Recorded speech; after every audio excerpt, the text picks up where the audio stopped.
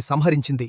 ఆ మహాయుద్ధంలో వారాహిదేవి పాత్ర చాలా గొప్పది. వారాహిదేవి కేవలం యుద్ధదేవత మాత్రమే కాదు, ఆమె భక్తులను కాపాడే కరుణామయి తల్లి కూడా.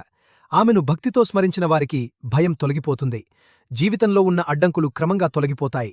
ధైర్యం, ఆత్మవిశ్వాసం మరియు విజయానికి మార్గం ఏర్పడుతుంది. తంత్రశాస్త్రంలో వారాహిదేవిని అత్యంత రహస్యమైన మరియు శక్తివంతమైన దేవతగా భావిస్తారు.